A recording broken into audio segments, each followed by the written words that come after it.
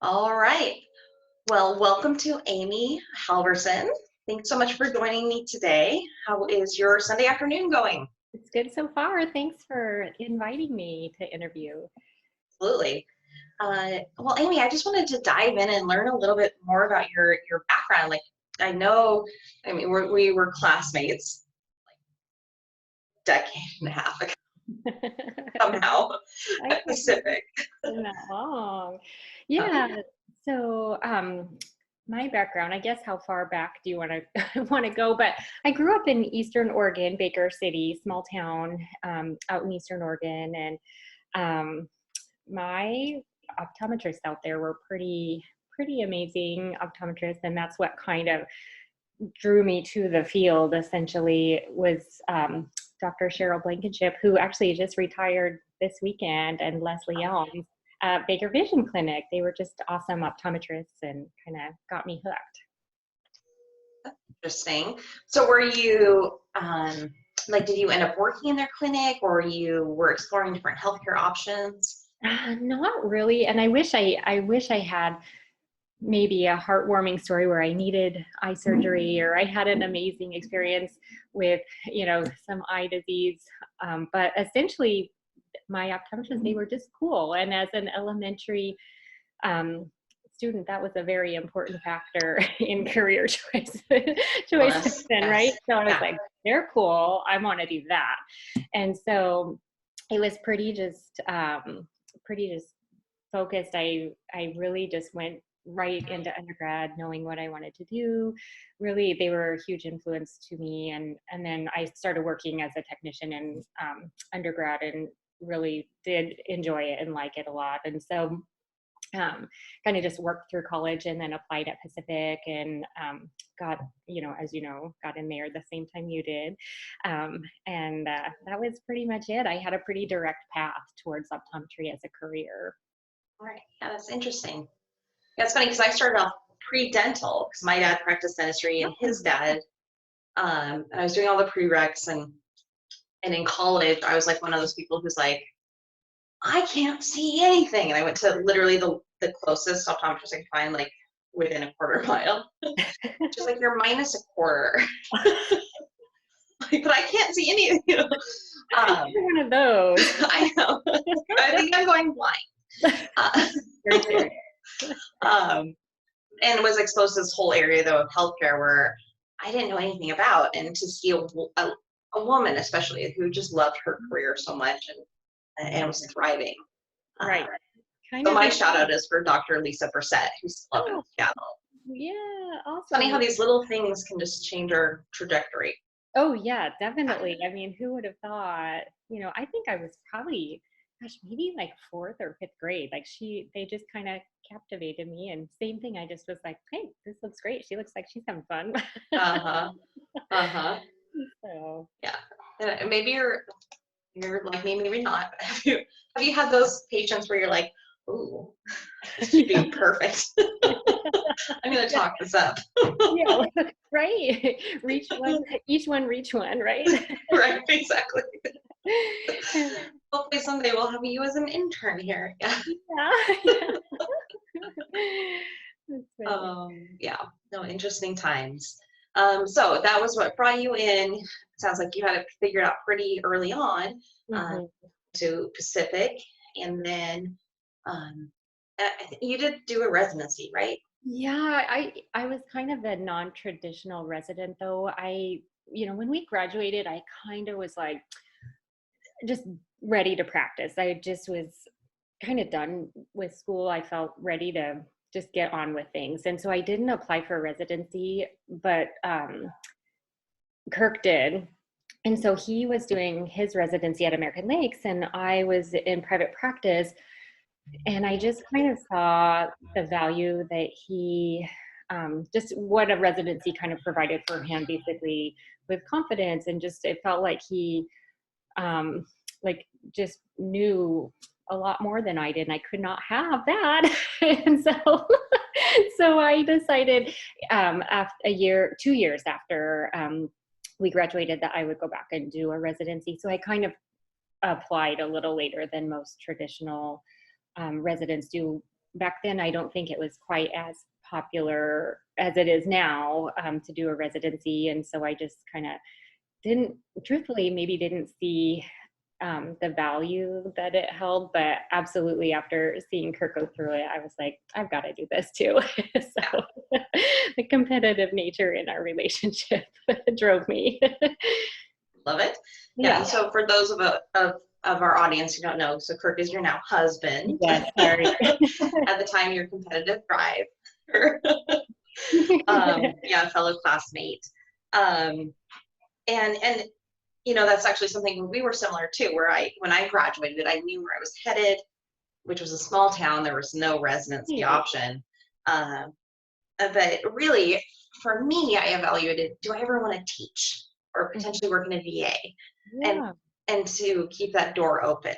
Mm-hmm. You know, that was part of why I wanted to go back. Right. Yeah.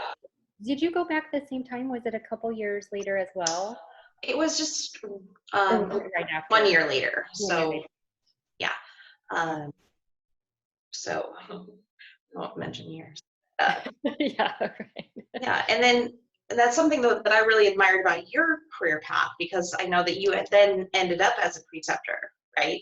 Right. Yeah. Yep. At Pacific. So at the end of my residency, I think it just, honestly, what it kind of came down to was just timing, basically. There was a position open at Pacific University, and the then clinical dean, Dr. Ken Eklund, contacted me right at, really within just a few weeks of my residency being over.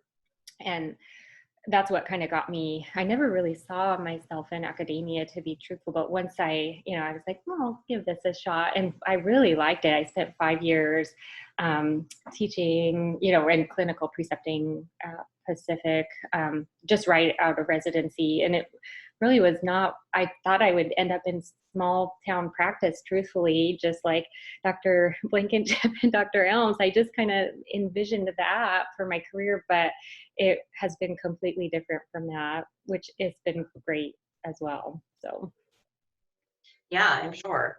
Made a lot of connections and experiences. Yeah. And so that led you to your current position, which is at PCLI. Yeah. Yep. So yeah, after about 5 years at Pacific, there was an opening at PCLI, and it was a total shift of gears, going from academia or didactic curriculum and kind of a basically, maybe more of less of a clinical position that I held, and then jumping right into a very intense, big clinical and surgical setting was very different. So, but now I've been there for 5 years and I love it. It's great. It's the perfect fit. Yeah. And again, yeah, so for those of the watching who are in the group or who aren't maybe from the Pacific Northwest, PCLI specifically is their Pacific Cataract and Laser Institute. Yeah. Yeah. And it's got how many locations? 16 locations. Yeah, most of them along the I-5 corridor in Washington and Oregon, with some outliers in Anchorage and New Mexico and Montana, and Idaho. So. And in this area, it just has this outstanding reputation for patient care, quality of, being progressive, and also just great outcomes. Like, I've always felt so comfortable sending my patients to PCLI, even when there are maybe smaller clinics closer. I've always chosen, the known, because I know I can depend on that experience outcome. And yeah. Same. I mean, well before I worked for PCLI, I had the same thoughts as a referring doctor. It's just they're, been around for so long, and their reputation is amazing, for the 35 years or so that they've been established, and have been kind of pioneers really in co-management over the years. So yeah, I was a thrilled to join them. Yeah, absolutely. And so now you're in this position of where you're in a large group practice. Of course, there's the ophthalmology and optometry and multiple locations, and sort of funnily enough, a lot of or at least a few classmates of ours also. Yeah. Yeah, Yeah. We say class of 2007s representing. right. Yeah. We keep getting more and more. Uh, So, yeah, it's been really fun though. someone's got to do it, right? Yeah. Yeah. So I'm sure that you've seen some changes or trends, and as we've had shifts in insurance and coverage and expectations, and Mhm. I was just curious to learn, like, what do you see here going into 2020? Do you see any changes in how this group practice will address patient needs, or different trends, or are there any insights you'd be able to share?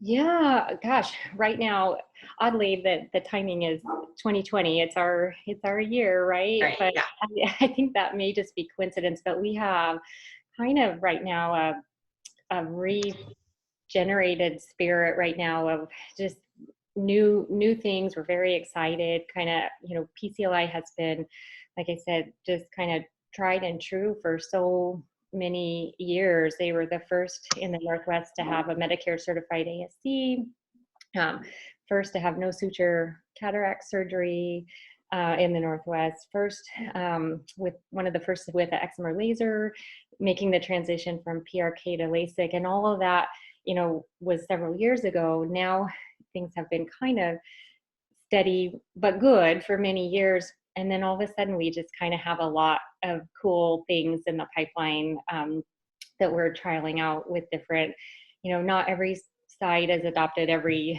new thing, but we're just got a lot in the pipeline, with laser assisted cataract surgery, light adjustable lens implants, which will be really cool, I think, just where lens implants can be adjusted from a prescription standpoint after a patient's had cataract surgery. Oh, So very innovative new things that are kind of coming very soon to a lot of our sites, and it's fun to be kind of on the forefront of that. And just, we're transitioning, some sites to doing more topical surgeries, not every site, and of course that's not new, but it's just new stuff for us. And it's exciting, it's fun to be a part of it. mhm. Absolutely. Now, of course, the name PCLI is cataract and laser surgery, but I know Yeah, that doesn't encompass everything that is practice and what's treated, yeah, right? absolutely. Yeah, yep, that's, two major components, but we have an ASC every location, and we do glaucoma, and every site's a little different depending on the needs of their community.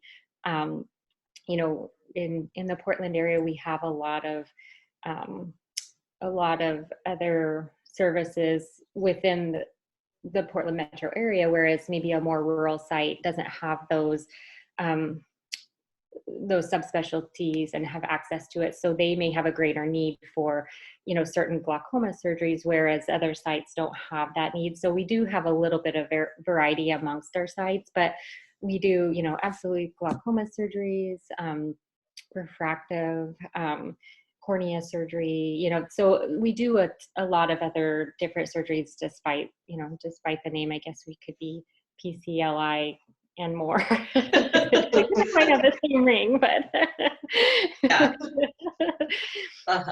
Yeah. C, G. yeah, Uh, too many letters. right.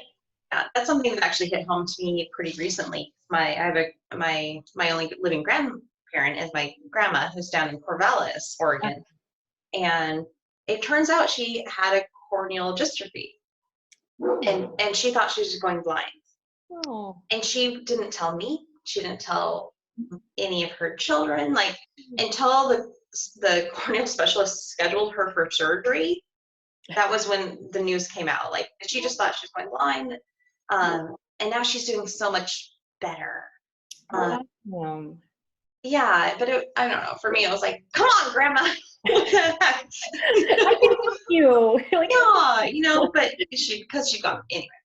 Um, so to know there are resources in the community that just, I don't know. I think it was a good little wake up call, because my practice now, I'm mostly just doing fill in and kind of like the lens craft yeah. of the world, and not really seeing these patients who might have these secret fears and worries and you know, so I'm just so glad she did benefit, but I wish we could have spared her some of The angst of it. yeah, Oh, yeah, he's doing well. yeah, she is. And now she knows. Yeah. It's funny, you guys are opposites. She had a major cornea issue and didn't tell anybody, and you had minus a quarter prescription. Right, exactly. Well, she was probably very dramatic in her 20s too. Someday I hope to be as stoic as Lucy. But yeah, no, good point.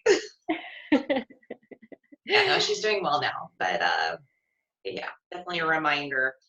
Um, so you, though, I mean, kind of in this vein, you see a lot of practices of all different shapes, sizes, Yeah. situations, sending patients into PCLI.